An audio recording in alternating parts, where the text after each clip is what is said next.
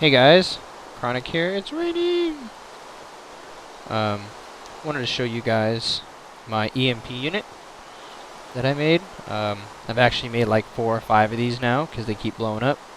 So I'm getting really used to how to make them. I have some changes. I put the fryer way up there so they don't drop on fire. They just drop the loot. As you can see, it goes up there and you can see the fryer come across and they'll die and their loot will just drop. So that's my version of it, and then you turn it off and then it disappears. And then we have the drowning side that you'll see, just like in Etho's video, which I'll be linking. This is called Etho's mob processing unit. And then we have the bottom one that just opens up and there's lava down there, so they just fall to their death. And then up at the top here, I have a that controls this top glass, which I'm not going to open because they'll start shooting me. And then I have this bottom one, which opens the bottom glass here. You can see, opens that bottom glass. And then we have this middle one that comes out from the back. It's just the top one.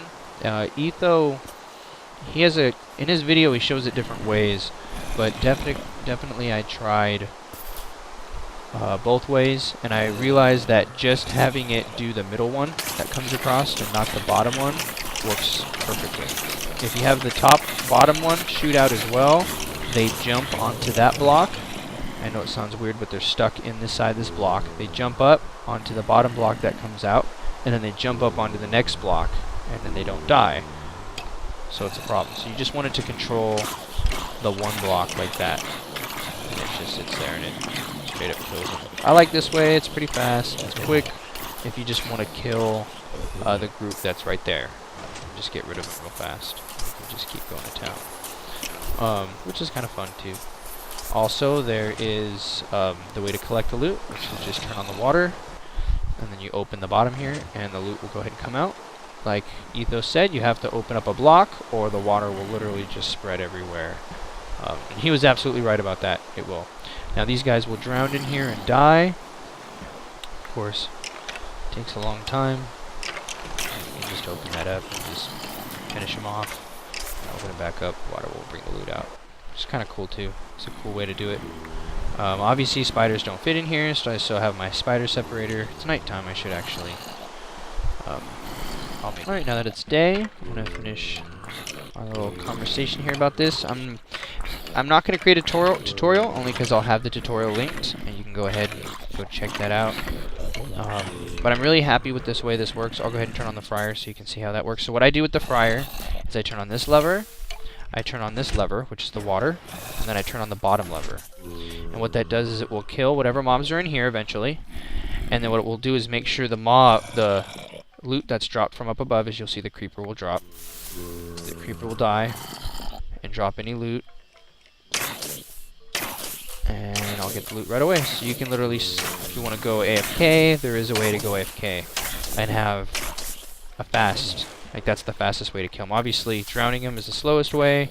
It'll just drown the ones left and then start frying and continue to drop loot. And they do. The loot, you don't lose any loot. Their head can't go up, so they just die right there. And they drop it. See? And it works really good. So that's one way. So let's go ahead and go down and look at my spawning grounds.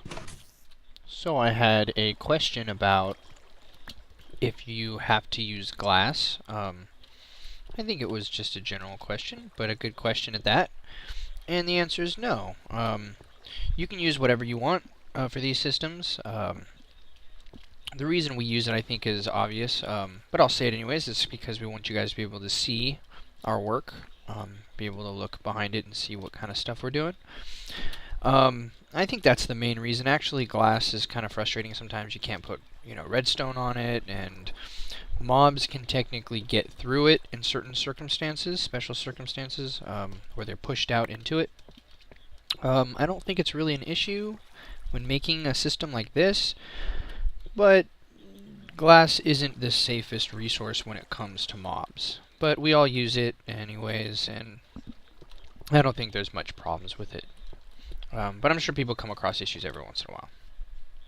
But you can use whatever you want. I actually suggest sandstone. I'm really starting to like sandstone. A lot of people are using it lately, and I don't care. I'm jumping on the bandwagon. It's a nice bright block. I like it. It's cool. Okay, so let's go ahead and head over to the spawning grounds. Now, I don't have any quick drop or anything like that to get to the spawning grounds. So just kind of gotta walk it. I figured you guys can, usually I stop and I don't show you guys how I walk around or where things are, and I'm gonna start doing that more often so you guys can see how my layout of my world works and everything. So go ahead and go down here, and this is where my spawning grounds are. It gets really laggy, so I'm gonna definitely turn it off. Turn off the spawning grounds. Now, right here used to be the original loot spot. This is where I had all my my grinders here, and now they're out of commission. They don't work anymore, obviously, and there's nothing happening here. All the mobs are up above, which I'm sure if I press F3, you can see there's just mobs going everywhere. So let's go ahead and turn around, and we'll go up inside the bottom layer. I believe it's 3 layers of this, so we can go in each one if you'd like, but I'll show you all 3 layers. I'll go ahead and turn this off here for peaceful. Go ahead and make our way down here.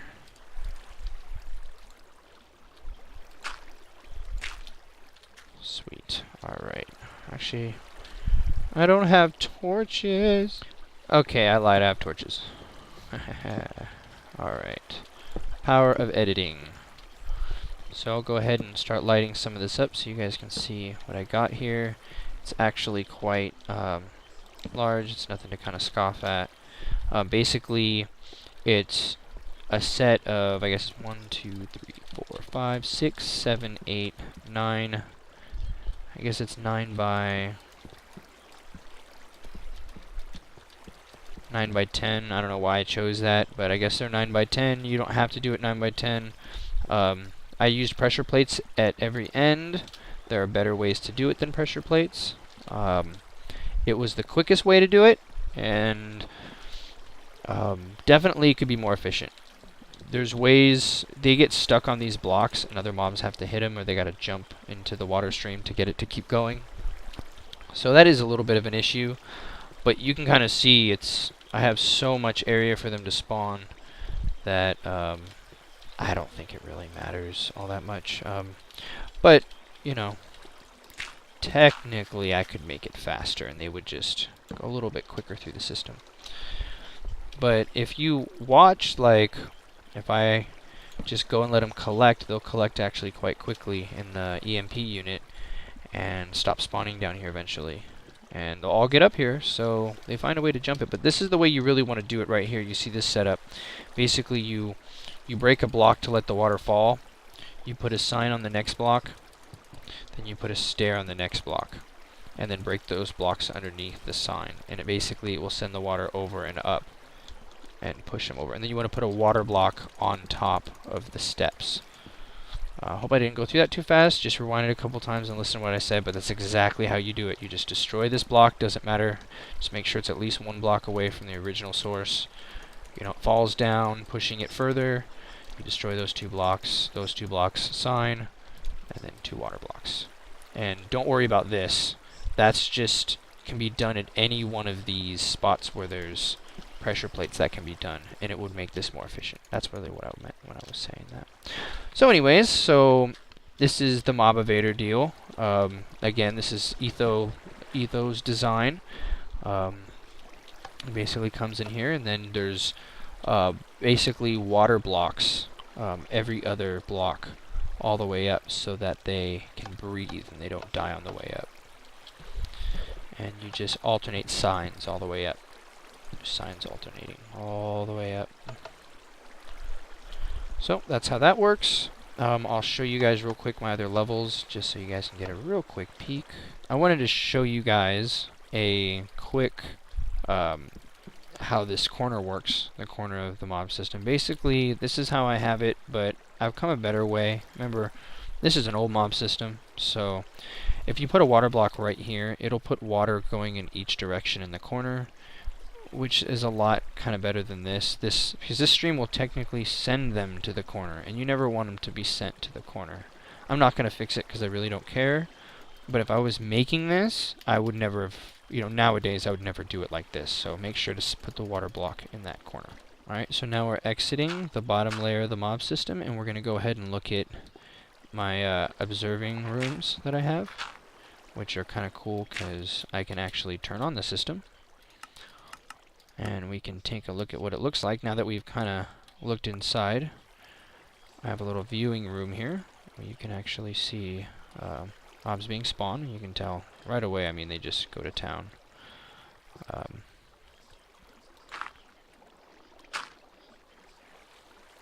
As long as you don't have, I have a block here, and I have a block here. I don't know if you can see that because it's dark, but I have a block here and here, so mobs can't spawn in this area. So I can sit here in the dark and not worry. Also, they wouldn't spawn right next to me, but you can see they get stuck and then they go up. Well, they don't get stuck, but they do kind of get stuck on those pressure plates, but you can see there they go, going up. Alright, so let's go ahead and go to the next layer. Show you guys that.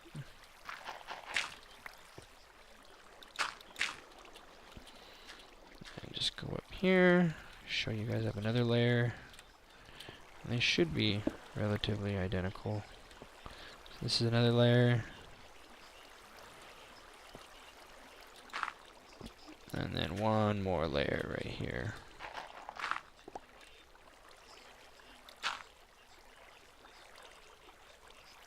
And then after they go up, and you can see it's right here, the centerpiece. And go up to the top. So that's a look at my mob system and how it works. Maybe a little anticlimactic, but it's really efficient. And what made it really efficient is I went around to all the caves, and I've been in this world for a long time, and every time I go hunting for any kind of ore, I go hunting for mobs first. And that brings me usually to caves where mobs are at. And after you do it, in your area for a long time, over a long period of time, I mean, if you try to do it in a night, it's going to be, a lot of work. But it's possible. But I just did it over time, whenever I needed any kind of ore or anything, I just went and found mobs. And I didn't do, I do have my mines that are like scrap mines. I have my mines that are like branch mining, but also I do like, just spelunking and going through different caves and stuff. So it's always a good idea is to go ahead and go spelunking and always look for mobs. So what I do is I just go down around the area of my mob system, and I push F3 and I look in the walls, and when I see any kind of mobs or anything going on, I'll just go after them and light up the whole area inside. And usually that, really does it, makes it real, because basically it forces them to spawn in that area, and since, I have 3 layers, it gives plenty of room for spawns to spawn there. Yeah, it is a lot better during the day. Sleepy, sleepy. Alright, so that's going to be today's episode, just giving you guys a view of my this new system here. Next episode, I believe we're going to be destroying islands and working with my other passive mob spawner and getting that working as efficient as this, and seeing if we can hook up an EMP unit to that as well. So I'll leave you guys with this.